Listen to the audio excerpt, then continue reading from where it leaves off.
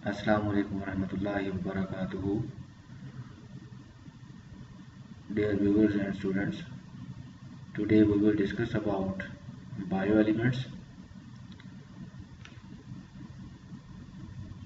This topic is taken from chapter number 1, first year biology.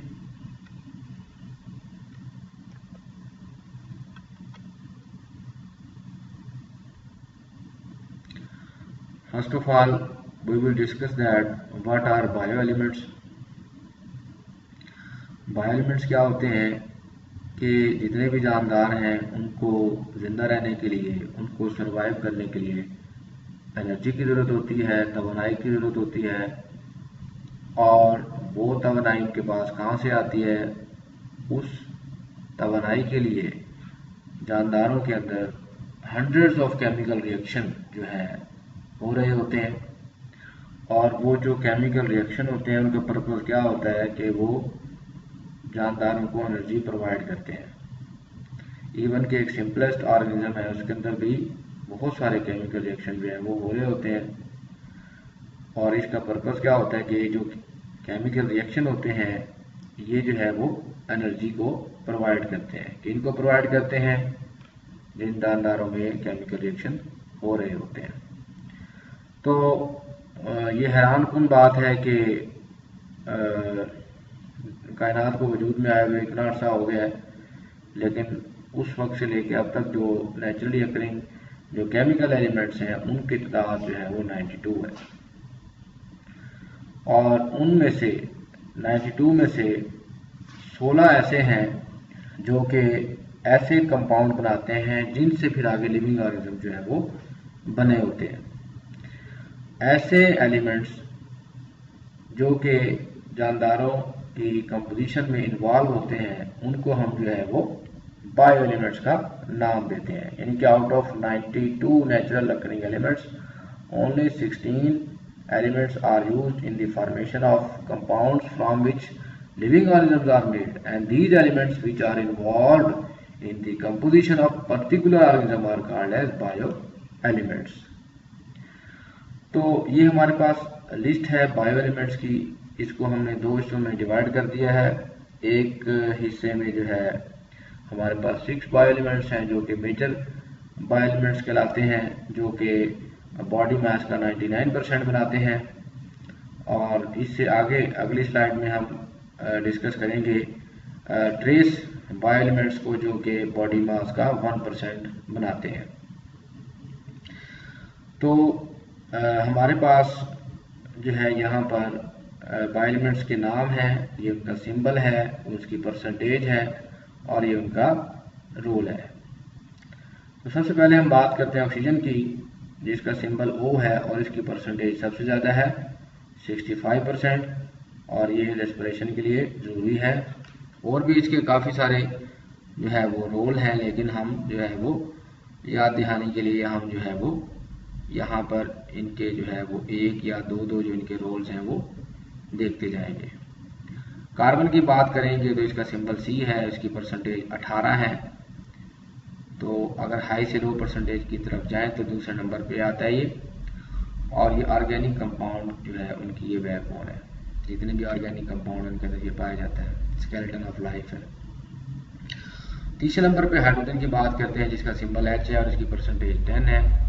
ये भी तमाम organic compound में ऑर्गेनिक मॉलिक्यूल्स के अंदर ये पाया जाता है। नाइट्रोजन की अगर हम बात करें तो इसकी परसेंटेज 3 है और ये प्रोटीन, क्लोरोफिल और न्यूक्लिक एसिड की सिंथेसिस जो है उसके लिए ज़रूरी है। कैल्शियम की बात करते हैं जी।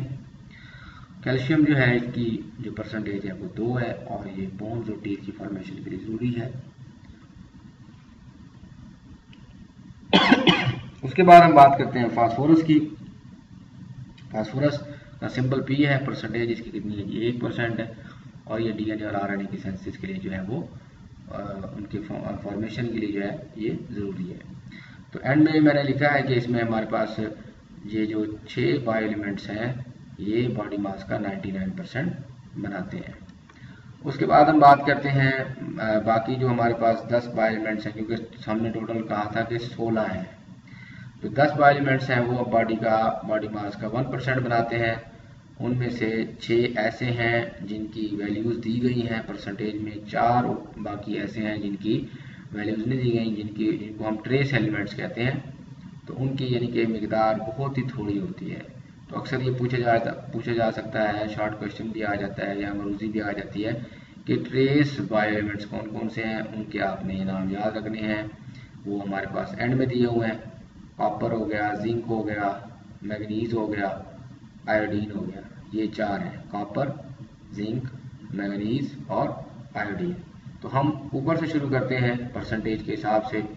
जो है 0.35% जो परसेंटेज है वो पोटाशियम की है जी, जिसका सिंबल के है। इसकी परसेंटेज 0.35% है और ये जो है वो मसल कंट्रैक्शन के लिए भी ज़रूरी होता है और फ्लूइड बॉडी के अंदर फ्लूइड बैलेंस के लिए भी ज़रूरी होता है। सल्फर की अगर हम बात करें, इसका सिंबल एस है और इसकी जो परसेंटेज है 0.25 है।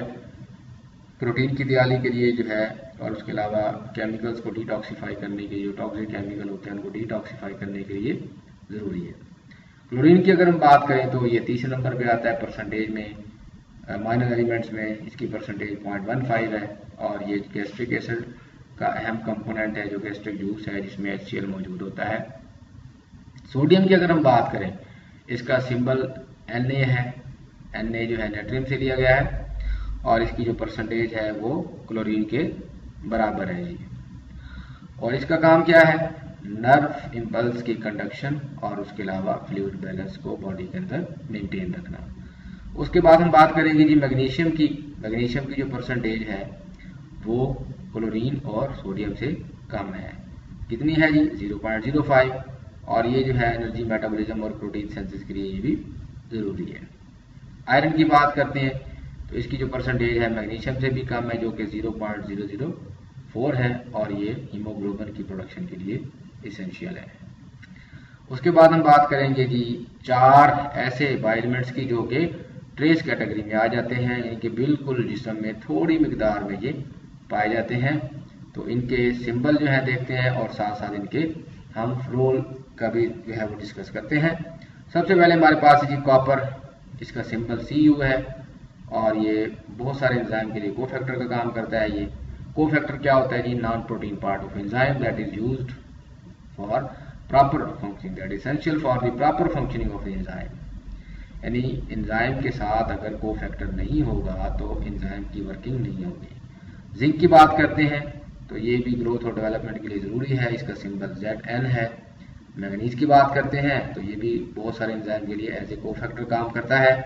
आयोडीन की बात करते हैं तो ये जो है वो थायराइड हार्मोन जो है उसकी प्रोडक्शन के लिए जो है वो ज़रूरी होता है, जिसको हम थायरॉक्सिन कहते हैं। अच्छा जी, ये जो हमारे पास 10 बायोएलिमेंट्स हैं, ये बॉडी मास का जो है वो 1% जो है ये बनाते हैं। तो ये हमारे पास बायोएलिमेंट्स की लिस्ट थी, इसको हमने देखा। तो इसके हवाले से वो जो MCQs हैं वो वीडियो की डिस्क्रिप्शन में मैं लिंक जो है वो पेस्ट कर दूंगा। तो जो स्टूडेंट टेस्ट को अटेम्प्ट करना चाहें, कोई इसको अटेम्प्ट करना चाहें, उस लिंक को जो है वो क्लिक करने के बाद वो टेस्ट वाले सेक्शन में पहुंच जाएंगे और वहां पर वो क्विज को अटेम्प्ट कर सकते हैं। तब तक के लिए इतना ही और इंशाल्लाह अगले लेक्चर में आपसे नए टॉपिक के साथ मुलाकात होगी। फी अमानिल्लाह।